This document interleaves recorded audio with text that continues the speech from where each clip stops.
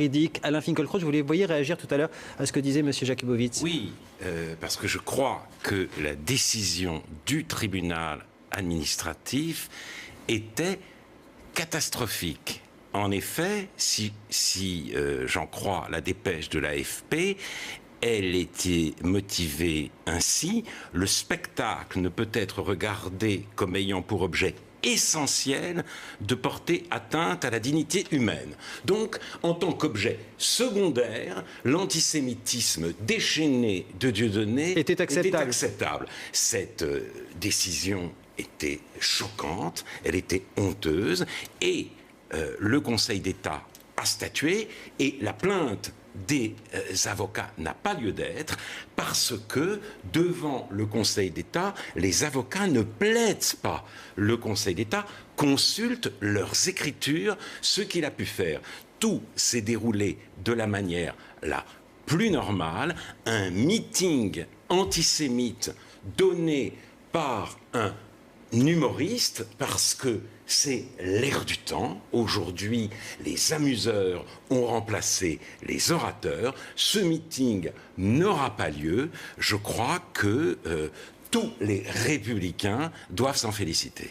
Cela dit, la motivation du Conseil d'État, ce n'est pas pour le coup sur la notion de dignité humaine, mais sur la notion de trouble à l'ordre public. Oui. Ça vous embête un petit peu, ça ? Non, ça ne m'embête absolument pas, parce que trouble à l'ordre public, il y aurait eu.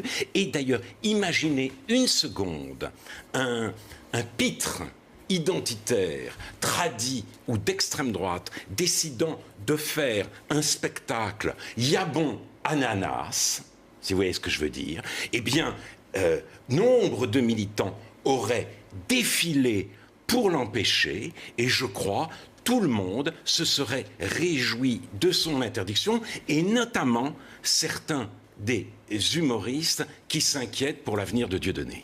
Plantu, est-ce que vous voyez, bien que vous soyez d'accord sur le fond évidemment avec les propos de M. Finkielkraut, est-ce que vous voyez malgré tout... Qu'est-ce qu'il raconte? Vous ne comprenez pas tout ce qu'il a dit. Non, il n'est pas d'accord. Ce qu'il veut dire, c'est qu'il n'est pas d'accord. Il est drôle. Il n'a pas préparé ses fiches. Sur la liberté d'expression, j'imagine quand même que ça vous choque que ce spectacle soit interdit. Oui. Oui, ça me choque parce que je me bats avec des dessinateurs du monde entier, du Proche-Orient, du Maghreb, de Chine, d'Iran, qui soient de toute religion, de toute confession, de toute culture.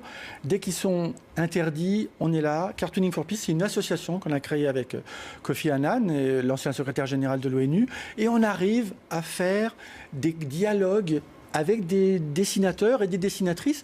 On n'est pas forcément d'accord. Moi, je me souviens d'être allé à Gaza et j'ai rencontré une fille qui s'appelle Omaya. Elle est du Hamas.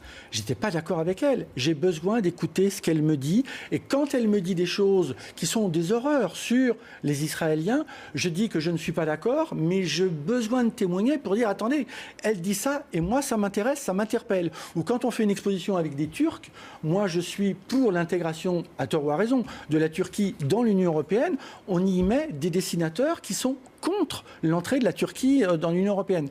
C'est voltairien ce que nous faisons.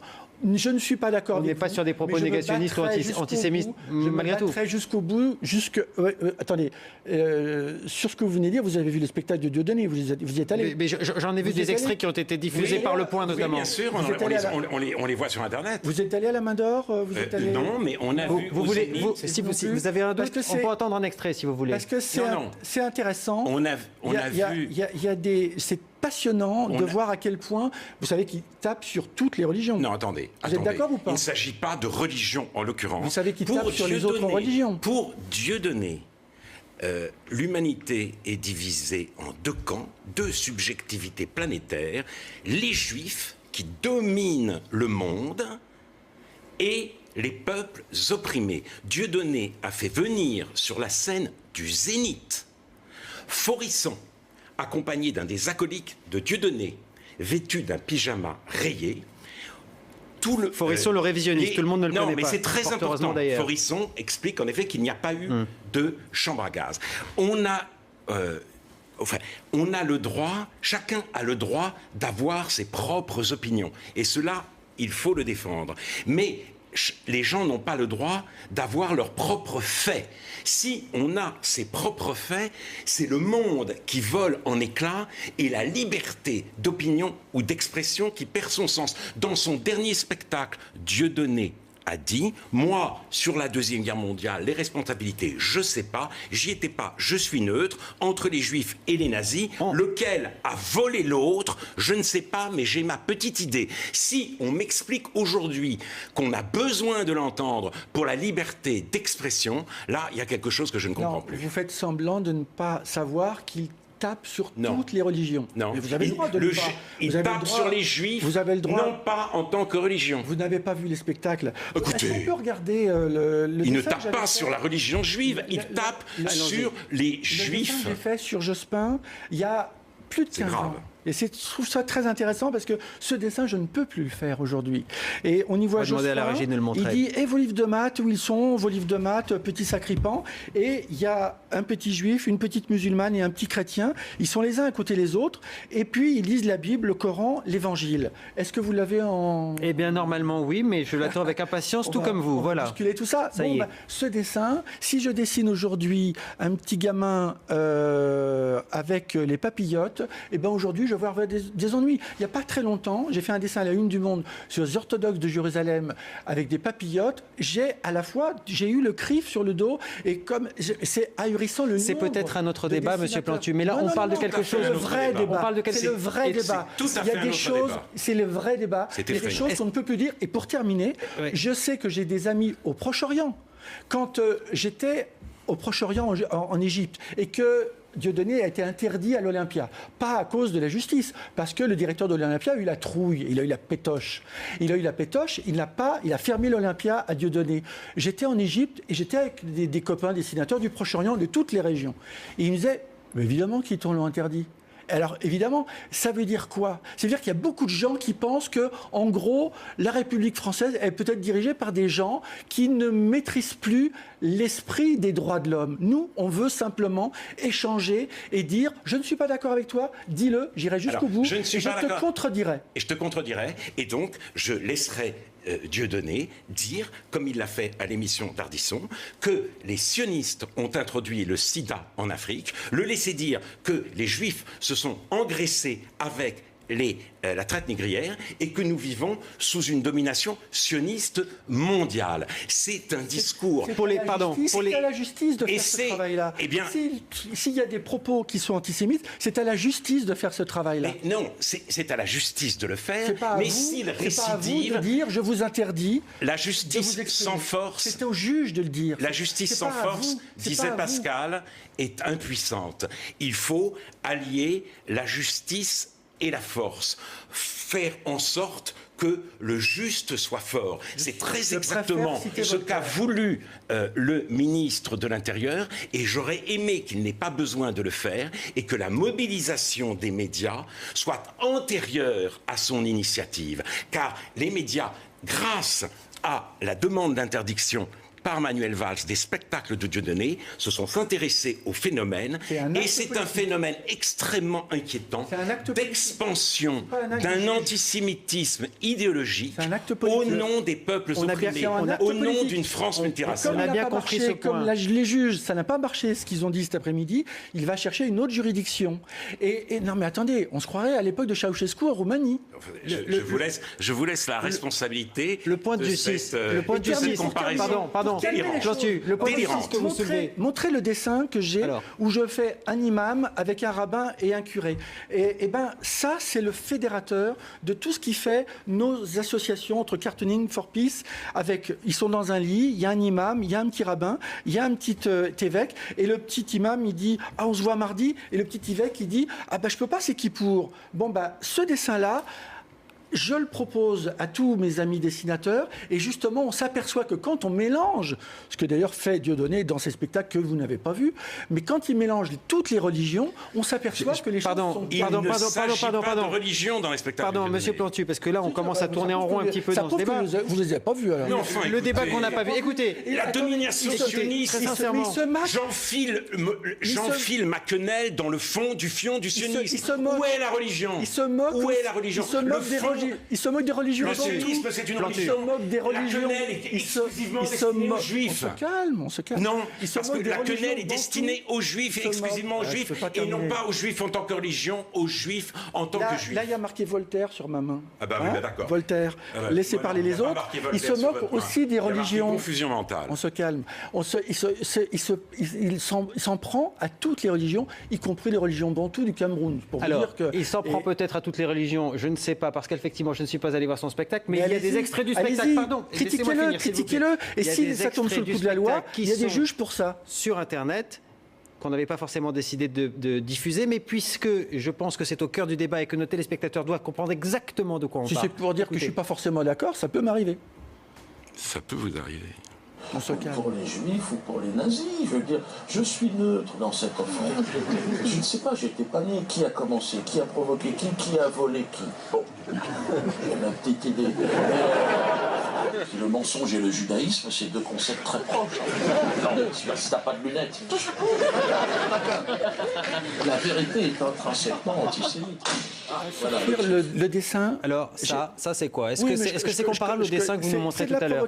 Justement. Est-ce que c'est comparable au dessin que vous nous montriez tout à l'heure ou pas? Juste pour comprendre. C'est des provocations. Je suis devenu, à force de m'intéresser aux dessinateurs et aux artistes du monde entier, je finis par savoir qu'est-ce que c'est qu'une provocation. J'étais à Copenhague avec le dessinateur Kurt Verstegaard qui lui avait fait les dessins sur Mahomet.